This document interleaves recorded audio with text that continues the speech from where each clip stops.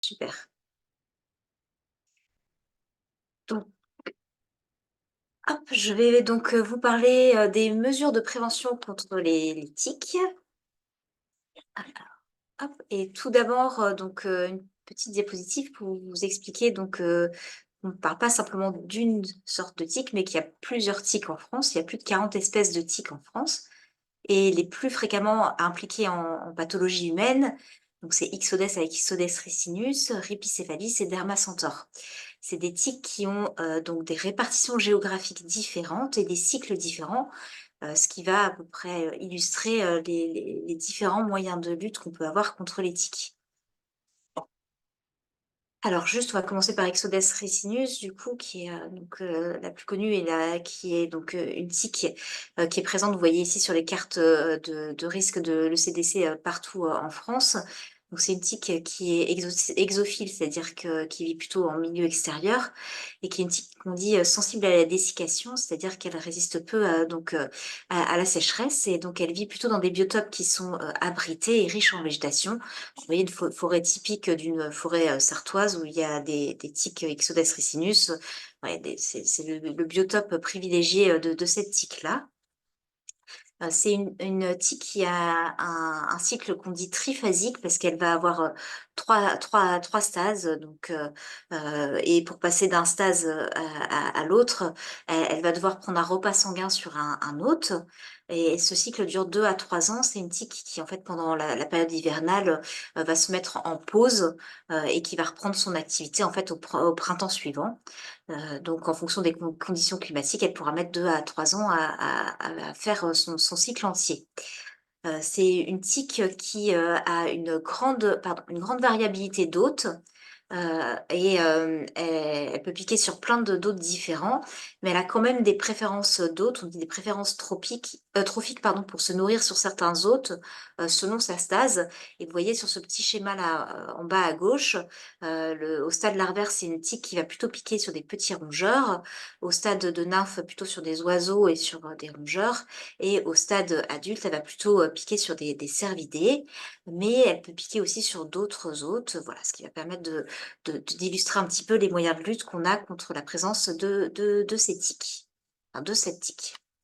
Ensuite, on peut, illustrer aussi les variabilités des tiques, en décrivant les cycles de cette tique qui est la tique qu'on appelle, Rhipicéphalus, qui est la tique qui transmet notamment la fièvre boutonneuse méditerranéenne.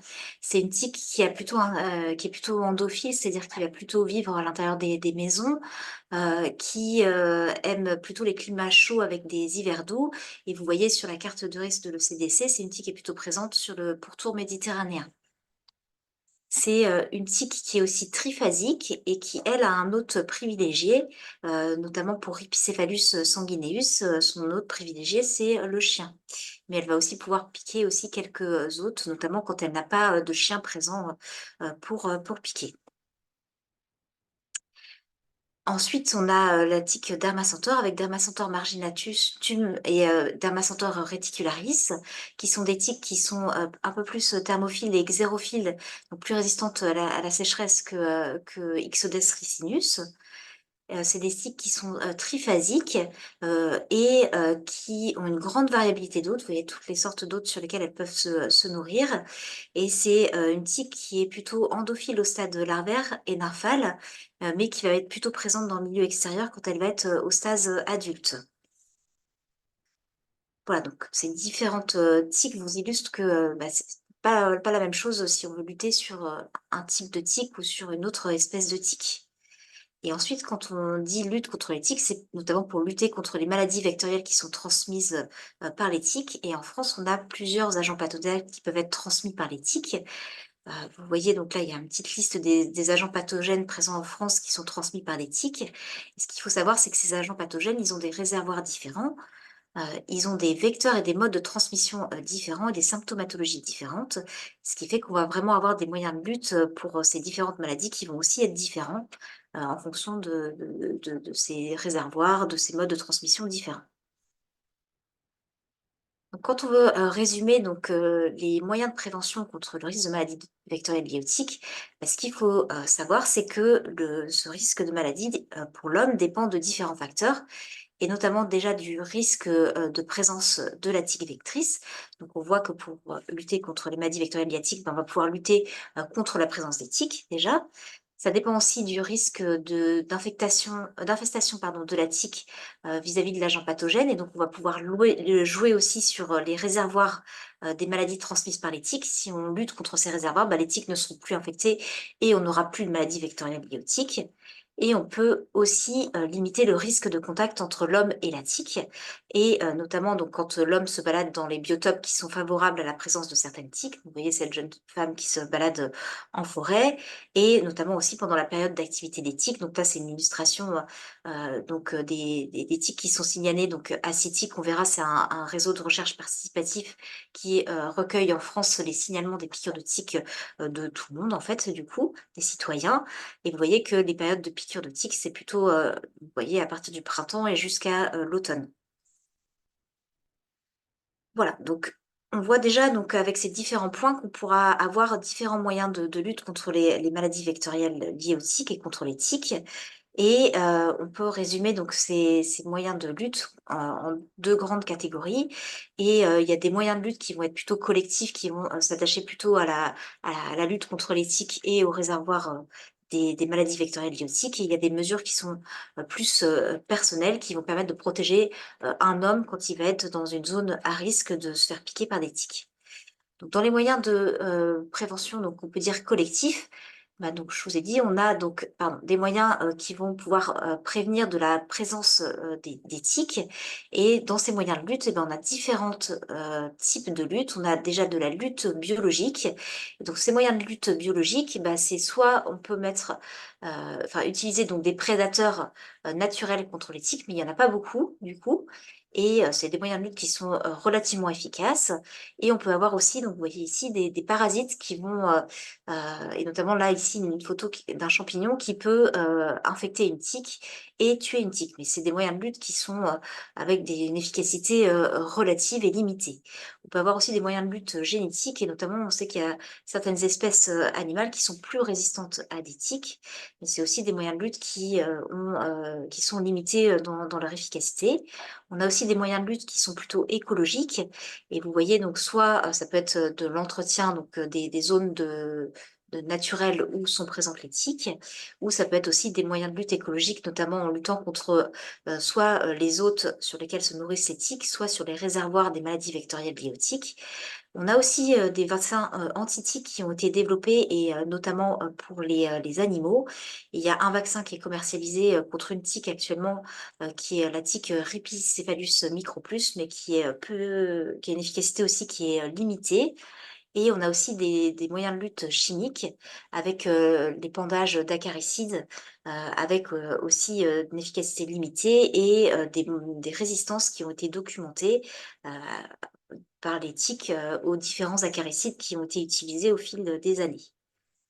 On a aussi donc, des moyens, de lutte, qui peuvent être mises en place et ce qui serait le plus efficace pour lutter contre la transmission d'agents pathogènes à l'homme, ce serait de les mettre en place, dans les zones, en fait, de contact entre les hommes et les tiques et donc on peut se poser la question de savoir où est-ce que les hommes se font piquer par les tiques et on a, des données, donc, qui, ont été, recueillies notamment par CITIC, donc que je vous ai présenté précédemment, donc ce réseau de recherche participatif qui, recueille les signalements de tiques en France et donc quand on signale une piqûre de tique, donc à CITIC, ils nous demandent où est-ce qu'on a été piqué et vous voyez donc sur les dernières données qui ont été publiées, qui sont des données recueillies entre 2017 et jusqu'à novembre 2023, on voit que la majorité des gens sont piqués, en forêt, ensuite dans des lieux familiers, que ce soit donc, des jardins, personnels ou, des jardins publics et ensuite dans des prairies et quand on regarde les activités qu'avaient les personnes, quand elles se sont fait piquer par des tiques, bah, c'était plutôt des activités de loisirs ou dans des lieux de résidence ou dans des activités professionnelles. On a aussi une autre, source de données qui est, le baromètre, santé Et dans le dernier baromètre santé, 2019, on voit aussi que les 3 lieux, privilégiés où les gens se font piquer par des tiques, ce sont donc en forêt, dans les jardins et en bordure de champs, de prés ou de prairies, avec, un ordre qui est un petit peu différent des données qui ont été recueillies par CITIC, mais on voit que c'est quand même dans ces zones-là où l'homme se fait le plus piquer par des tiques. Donc dans, ces zones, de contact, on va dire homme, tique, comment est-ce qu'on peut lutter, contre la présence des tiques? Bah, quand c'est dans les zones de résidence, bah, ce qui peut être recommandé, c'est de, couper l'herbe, notamment dans les jardins, personnels et dans les parcs, urbains. D'éviter aussi les zones de stockage de bois et notamment parce que c'est des zones où on peut trouver pas mal de rongeurs qui sont à la fois donc des hôtes sur lesquels vont pouvoir se, nourrir les tiques, et poursuivre leur cycle et c'est aussi, les rongeurs qui sont des réservoirs en fait, de certaines, maladies, liées aux tiques, notamment la borréliose de Lyme. On peut utiliser des acaricides mais, c'est pas autorisé en France du coup et ce qu'on peut aussi recommander, c'est de déparasiter donc les animaux domestiques. Voilà, ça peut, lutter contre certaines tiques qu'on a vues précédemment. Ensuite, donc dans les zones, forestières, bah, là, c'est plutôt de l'ordre de l'action des offices nationaux de l'Office national des forêts. Bah, on peut essayer donc dans ces zones forestières de contrôler la zone, sauvage et notamment pour la tique, Ixodes ricinus. Vous voyez que, si on limite la présence de cervidés, bah, ça va limiter aussi, donc, les hôtes sur lesquels vont pouvoir se nourrir les adultes, d'Ixodes ricinus et donc limiter donc la production d'œufs et la prolifération, des tiques dans ces zones forestières. Donc soit on peut limiter la présence des cerfs, soit aussi on peut mettre en place donc, des, clôtures qui vont donc limiter, la présence des hommes, en fait, dans les zones où vont pouvoir être présents les cervidés. On peut aussi, donc, entretenir donc les forêts et aussi les chemins, vous voyez sur la photo du bas, pour éviter en fait, la végétation haute et donc, le contact entre les hommes et des zones où peuvent être présents donc, des tiques comme, Ixodes ricinus ou Dermacentor. Et ensuite, donc dans les zones, qui sont propices donc à la présence de tiques, ben, on peut mettre aussi des panneaux de signalement, qui signalent la présence de tiques dans ces zones-là et qui permet aussi aux gens de soit pas aller dans ces zones-là, soit de mettre en place des mesures de protection, plus, individuelles contre les piqûres de tiques. Voilà, donc ça, ce sont des mesures qui peuvent être mises en place, qui ont une efficacité, qui est certaine, mais qui peuvent être parfois difficiles, à mettre en place. Ensuite, on a des mesures de prévention qui sont, plutôt des mesures de prévention individuelles et qui, elles, sont plutôt très intéressantes parce qu'elles vont permettre de protéger l'homme contre, différentes, espèces de tiques, et donc c'est vraiment sur ces mesures-là, je pense qu'il faut aussi, le plus informer les gens et donc dans ces moyens de prévention primaire, ben, on a plusieurs moyens. On a à la fois des moyens de prévention, donc on va dire mécaniques, qu'on connaît tous, mais qu'il est vraiment important de rappeler aux gens. Donc c'est le port de vêtements longs, le port de chapeau pour les enfants, des chaussettes, qu'il faut mettre bien au-dessus, du pantalon parce que la tique peut remonter le long de la chaussette et se glisser sous le pantalon et piquer quand même. Ou le port de guêtres, comme vous voyez sur cette photo-là, donc qui permettent vraiment de faire un pont entre les chaussures et le pantalon et éviter que les tiques pénètrent, sur la peau et aussi le port de vêtements clairs qui est important parce qu'on voit beaucoup mieux, donc une tique du coup, sur des vêtements clairs que sur des vêtements, sombres. Ensuite, dans la prévention primaire, on a aussi, donc de la prévention, chimique avec l'utilisation de répulsifs sur la peau découverte et vous voyez là, il y a un tableau, qui est à côté qui, reprend un petit peu les substances qui sont efficaces contre les piqûres de tiques. Il y en a 2 qui ont une AMM qui est le DIT et l'IR3535 qui ont chacun donc des avantages.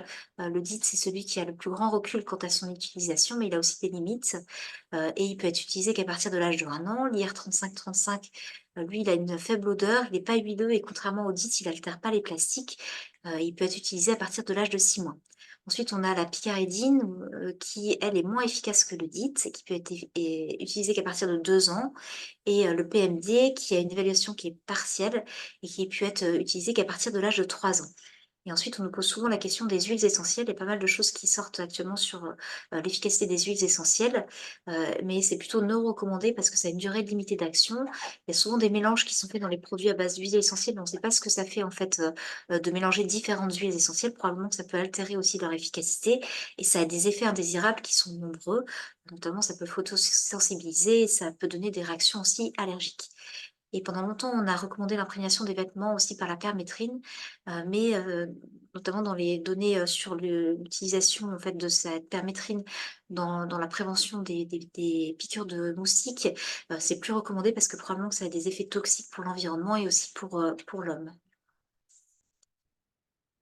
Dans la prévention primaire aussi, on peut avoir aussi une prévention par de la vaccination et on a un vaccin qui est commercialisé contre, une maladie vectorielle biotique, qui est présente dans certaines zones en France, mais surtout aussi dans l'est de l'Europe. C'est le vaccin contre, l'encéphalite. Vous voyez, il y a 2 vaccins qui sont disponibles, le Ticovac, et l'Encepur, du coup. En France, les recommandations de vaccination contre, cette maladie, c'est surtout pour les voyageurs qui vont séjourner dans une zone rurale ou boisée dans les régions d'endémie, notamment en Eurasie, jusqu'à 1 500 m d'altitude, du printemps à l'automne. Et vous voyez, donc là, c'est les zones à risque, sur, le CDC du coup, où peuvent être recommandées donc cette vaccination contre l'encéphalite attique, pour les voyageurs. Voilà on a donc, un vaccin qui était, commercialisé aux USA contre la borréliose de Lyme, qui s'appelait Limerix, mais dont la commercialisation a été interrompue, en, 2002, faute d'utilisation en fait, du coup. Et il y a un nouveau vaccin qui est en cours, d'évaluation, qui est un vaccin qui est développé par Pfizer, en partenariat avec la firme Valvena, du coup. Donc on a une étude de phase 1 qui a été publiée récemment. Vous voyez, dans le Lancet, Infectious Disease qui montre des résultats plutôt prometteurs et on a une phase 3 qui est en cours, du coup, de recrutement et on attend donc vraiment, impatiemment d'avoir, les prochaines données de cette étude de phase 3. Ensuite, donc on a, aussi de la prévention donc, secondaire, c'est-à-dire plutôt, après une piqûre de tique, donc c'est basé aussi sur le fait que, plus, on retire enfin si on retire le plus vite possible la tique, on va limiter la transmission de certains agents, infectieux notamment ça va être efficace sur la borréliose de Lyme parce qu'on sait que la borréliose de Lyme, elle est transmissible que si le temps d'attachement, de la tique est de plus de 12 heures du coup. C'est pas vrai pour d'autres maladies infectieuses et notamment pour l'encéphalite à tique qui, se transmet donc, immédiatement après la piqûre de tique. Dans la prévention secondaire, on va demander aux personnes qui sont allées se promener dans des zones où ils peuvent être en contact avec des tiques donc vous voyez donc dans les zones de forêt, dans les jardins, que ce soit les jardins personnels ou dans les jardins publics et dans les zones de prairies. Et on va leur demander de s'inspecter donc minutieusement notamment dans des zones où on sait que les tiques, aiment bien piquer, donc les plis comme les aisselles, plis du cou, derrière les genoux, le cuir chevelu, les oreilles, les régions génitales. On va leur recommander aussi d'extraire donc la tique à l'air d'un tire-tique et de désinfecter ensuite.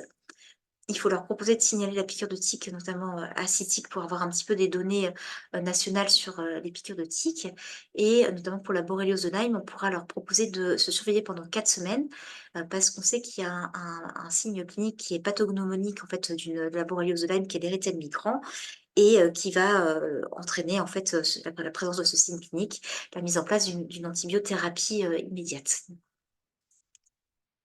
Voilà, on pourra prévenir aussi les patients que s'ils ont des symptômes, heu, type, fièvre, d'aller consulter, après une piqûre de tique, d'aller aussi consulter un médecin parce que ça peut être aussi un signe clinique d'autres maladies, vectorielles, liées, aux tiques et donc on pourra faire à ce moment-là des examens complémentaires pour diagnostiquer prendre en charge une maladie vectorielle qui aurait pu être transmise par une tique.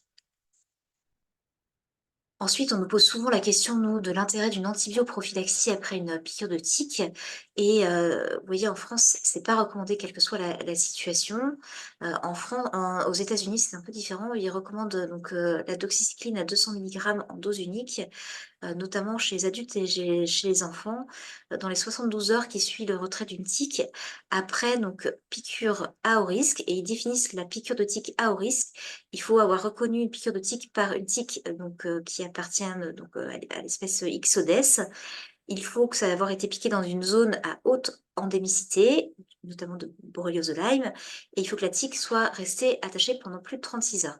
Mais les limites de cette recommandation, et je vais vous les montrer, c'est qu'en fait, ça se base surtout sur une étude qui a été pas mal critiquée. Je vous ai mis la publication ici, qui est une étude qui avait été menée aux États-Unis, et en fait, c'est une étude qui avait été donc critiquée parce que c'est une étude qui n'avait pas été faite en intention de traiter et que les patients qui avaient été randomisés, il y avait plus de la moitié des patients randomisés qui avaient été perdus de vue au cours de l'étude.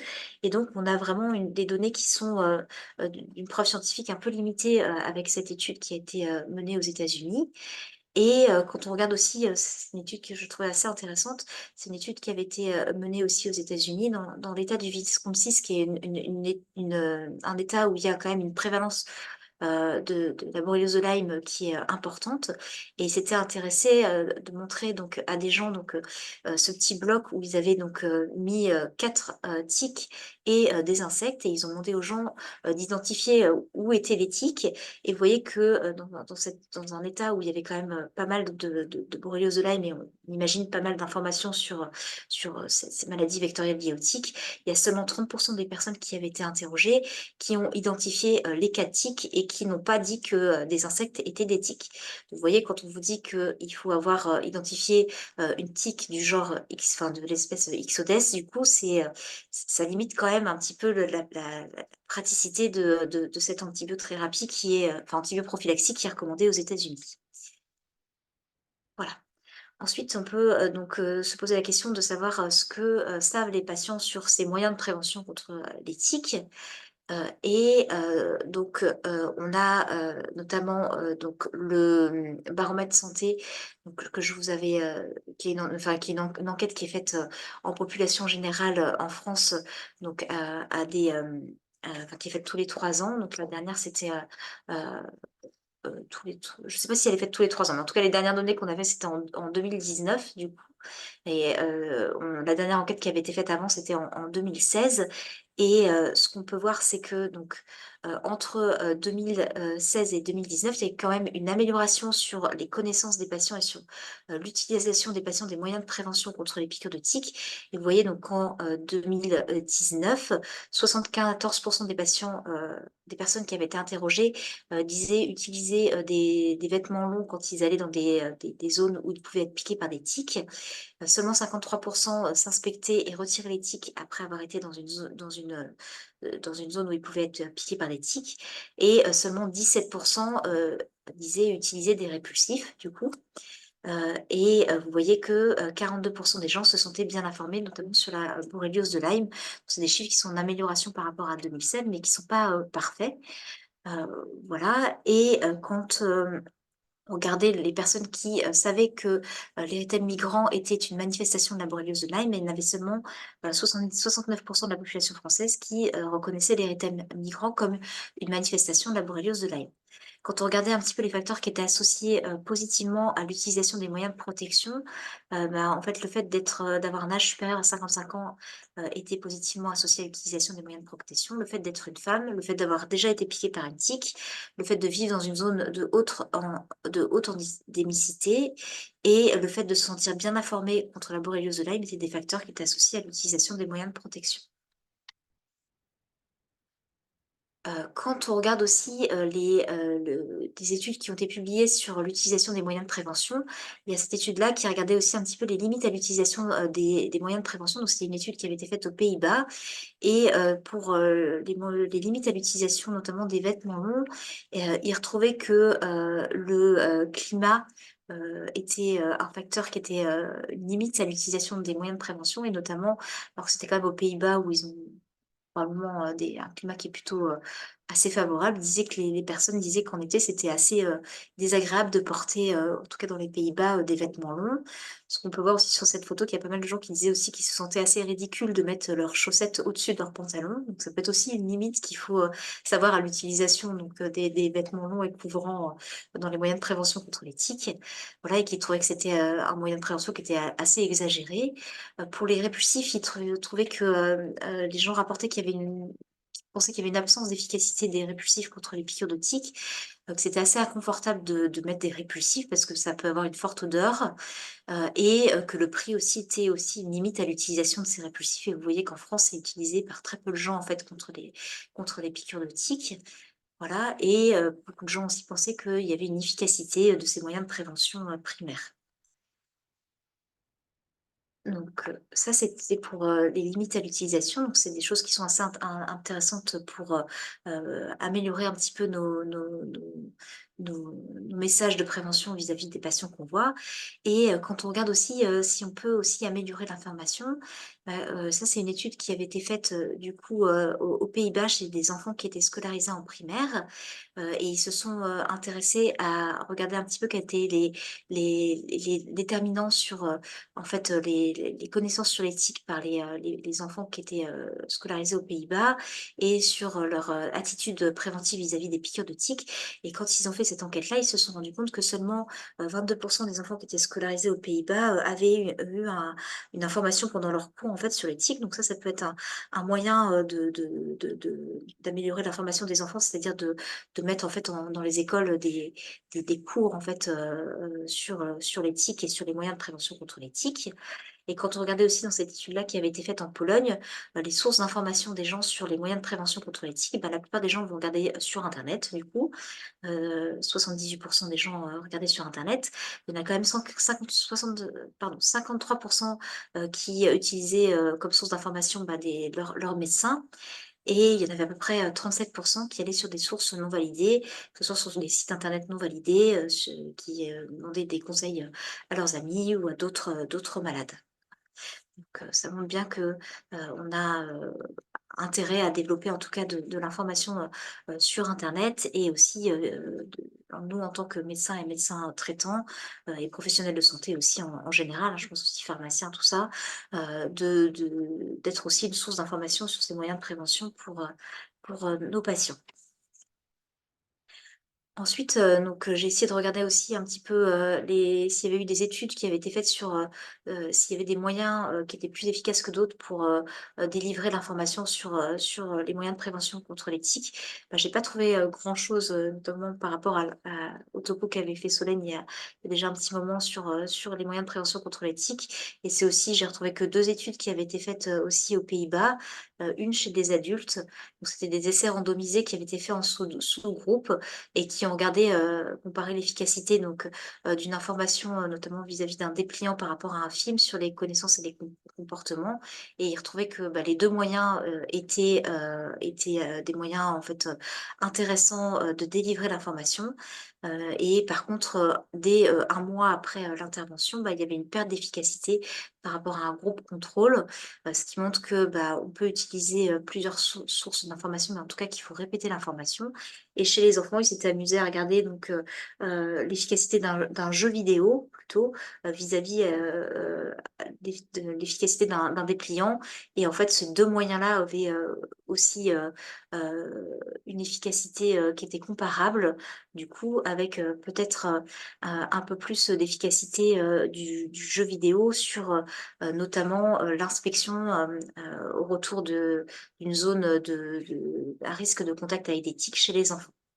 Voilà, donc c'est plusieurs, comment dire? Plusieurs, moyens qui sont à notre disposition, en fait, pour, améliorer, l'information, notamment, vis-à-vis des patients.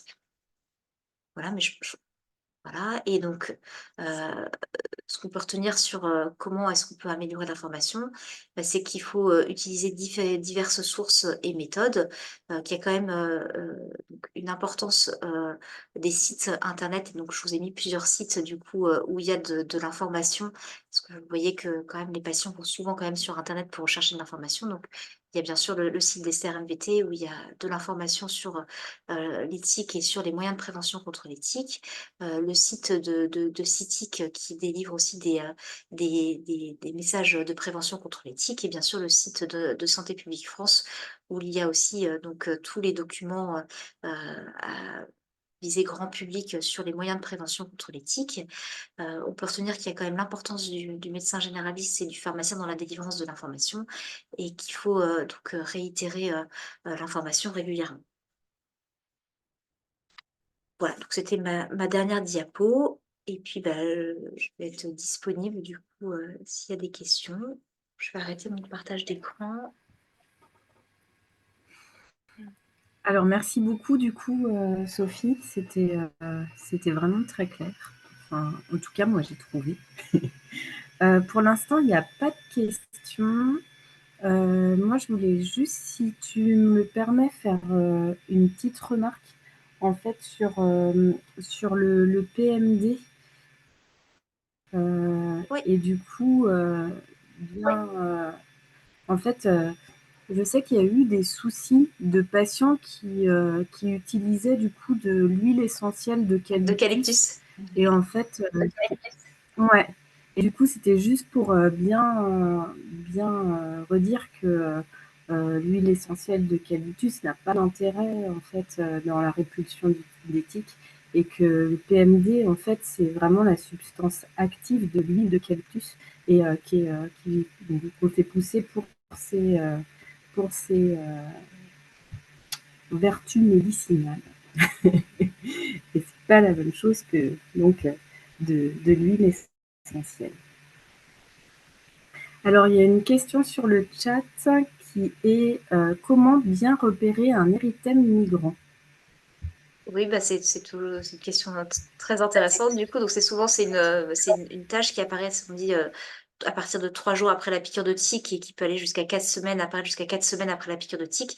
Et ce qu'il faut voir, c'est que c'est une tâche qui s'étend alors qui peut prendre, différentes formes, hein, mais typiquement, c'est une tache, érythémateuse, donc c'est pas prurigineux, c'est pas douloureux du coup, et c'est vraiment le caractère extensif, qui est assez important, et ça fait souvent plus de 5 centimètres et ça apparaît souvent au point de piqûre de la tique du coup.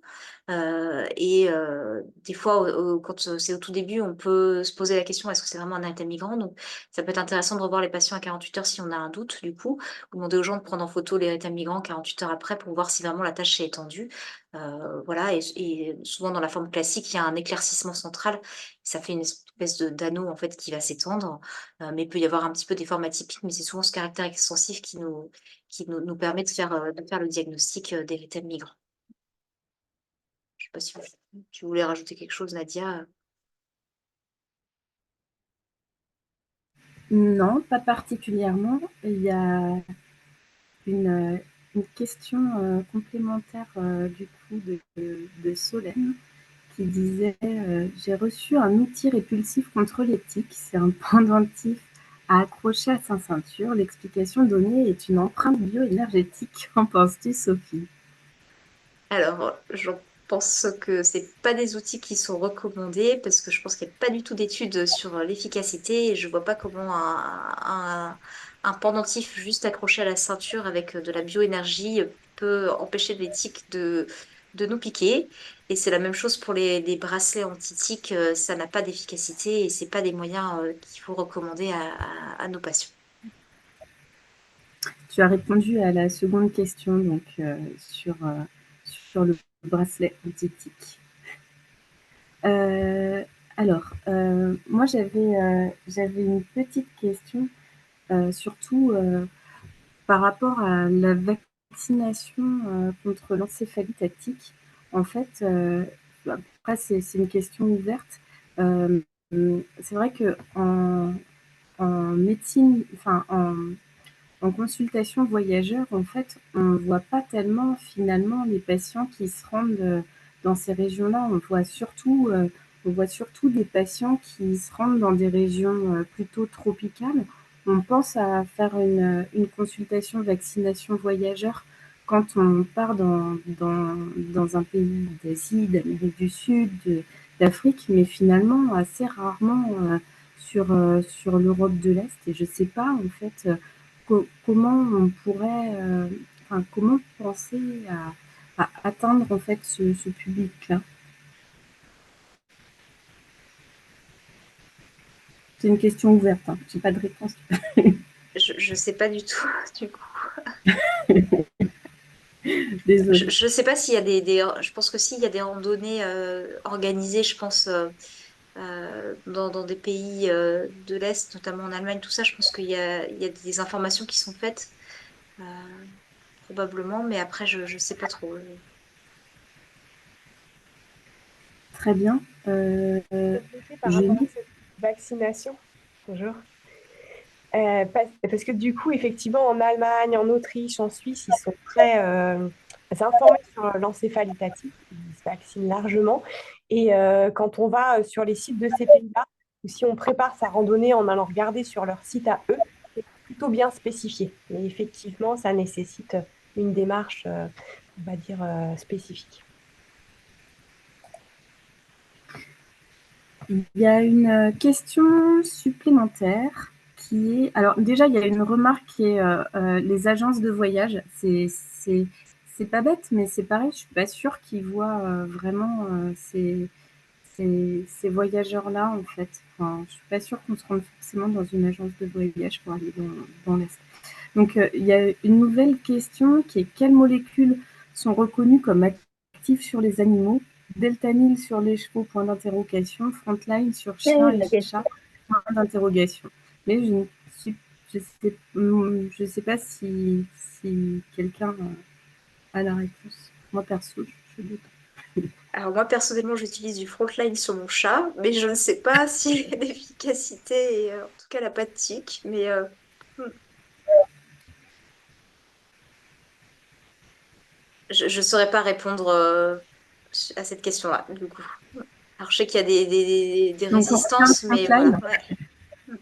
Hmm. Mm. Je pense qu'il y a des résistances qui ont été décrites et qu'il y a des molécules qui sont plus ou moins efficaces, mais alors je ne saurais pas répondre, vraiment. Ouais. Hmm. Ok. Je crois qu'on... Ah, Et s'il y avait une question Frontline sur... efficace que 15 jours seulement. Ouais. Mm. Et il y avait une question sur l'érythème n'est pas systématique. En fait, c'est qu'il y a des formes Ah oui, typiques, atypiques d'érythème migrant, et notamment, il y en a qui peuvent être un peu plus bulleux. Voilà, mais souvent quand même, alors il y en a même qui peuvent être un peu bleutés, mais c'est vraiment des formes atypiques. Et ce qu'il faut vraiment retenir et transmettre à nos patients, c'est vraiment une forme érythémateuse. Voilà, mais après, il y a des formes qui peuvent poser un peu plus question. Et là, on peut adresser même les patients en dermatologie, on peut faire des biopsies, hein, du coup, si on a un doute. Si on a un doute sur un érythème migrant ou un diagnostic différentiel, hein, du coup. et puis on parle de l'érythème migrant, mais il y a aussi les escarres d'inoculation. Oui, oui, oui, tout à fait, oui.